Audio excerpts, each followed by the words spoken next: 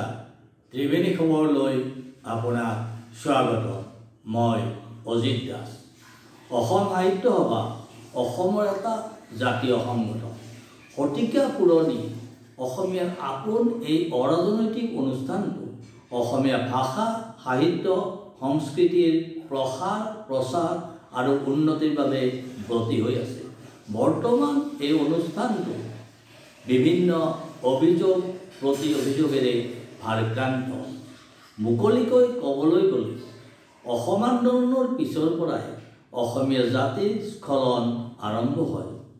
নিস্বাৰ্থভাৱে জাতিৰ ভালৰ বাবে কাম কৰাৰ অসমীয়াৰ যি প্ৰৱণতা আছিল সেয়া প্ৰায় নিশেষ হৈ যায় সাহিত্যসভাও ইয়াৰ ব্যতিক্ৰম নোহোৱাটোৱে স্বাভাৱিক সাহিত্য সভাৰ খেলি মেলিয়ে এটা সময়ত আদালতৰ মজিয়াও পাইছিল যিমানেই খেলি মেলি বাঢ়ি গৈছে সিমানেই ভিতৰে বাহিৰে সুবিধাবাদীৰ ভিৰ বাঢ়িছে সাহিত্য সভাৰ প্ৰতি ৰাইজৰ বিতৃষ্ণাও বাঢ়িছে আজিৰ পৰা কেইবছৰমান আগতে সাহিত্য সভাৰ প্ৰতি অসন্তুষ্ট সাধাৰণ লোকৰ ওচৰত থিয় দিছিল উচ্চ শিক্ষিত সাহিত্যিক শিক্ষাবিদ ডক্টৰ হীৰেন গোহাঁই ছাৰ বাহিৰৰ পৰাই হওক বা ভিতৰৰ পৰাই হওক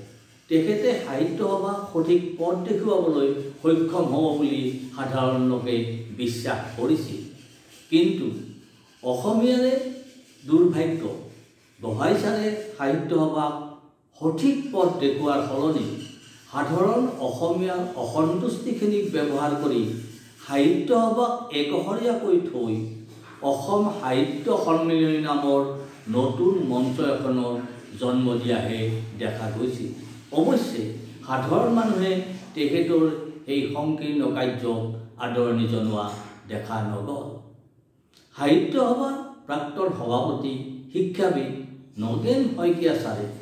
সাহিত্য সভাৰ কাম কাজত অসন্তুষ্ট হৈ নিজকে সাহিত্য সভাৰ প্ৰাক্তন সভাপতি বুলি পৰিচয় দিবলৈ লাজ পায় বুলি ৰাজহুৱাভাৱে ঘোষণা কৰিছিল শইকীয়া ছাৰে তেনেকৈ কৈ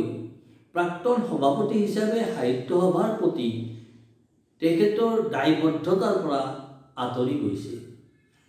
শইকীয়া ছাৰ এজন ৰাজনৈতিক ব্যক্তি তেখেত অসম আন্দোলনৰ এজন প্ৰদৰ্শক আছিল আৰু পিছলৈ প্ৰফুল্ল মহন্তৰ দিনত ৰাজ্যসভাৰ সংসদ হৈছিল সাহিত্য সভাৰ দৰে অনুষ্ঠান এটাৰ কাম কাজত অসন্তুষ্ট হৈ মতামত আগবঢ়োৱা শইকীয়া ছাৰে অসম আন্দোলন অসম চুক্তি AGP গুপ্ত হত্যা 1951 1971 আদি অসমীয়া জাতিৰ বাবে অতি গুৰুত্বপূৰ্ণ বিষয়বোৰ সম্পৰ্কত কি মতামত আগবঢ়াইছে সেয়া আমি গম পোৱা নাই এনেদৰে অসমৰ বিভিন্ন ক্ষেত্ৰৰ যথেষ্ট সংখ্যক বিশিষ্ট লোকে অসম সাহিত্য সভাত ঘটি থকা খেলিমেলিক লৈ অসন্তুষ্টি প্ৰকাশ কৰা দেখা গৈছে এইসকলৰ সৰহসংখ্যকে অসম সাহিত্য সভা আগৰ দৰে ৰাইজৰ অনুষ্ঠান হৈ উঠাটো বিচৰা নাই যেন লাগে সাহিত্য সভাৰ ভিতৰ চলাৰ কাৰ্যকলাপ যিদৰে সাহিত্য সভাৰ ভালৰ বাবে হোৱা নাই ঠিক সেইদৰে সাহিত্য সভাক লৈ বাহিৰত হৈ থকা কাৰ্যকলাপো সাহিত্য সভাৰ ভালৰ বাবে হৈ থকা যেন লগা নাই এই সুযোগতে সকলোৱে যেন নিজৰ নিজৰ স্বাৰ্থ সিদ্ধিৰে সুবিধা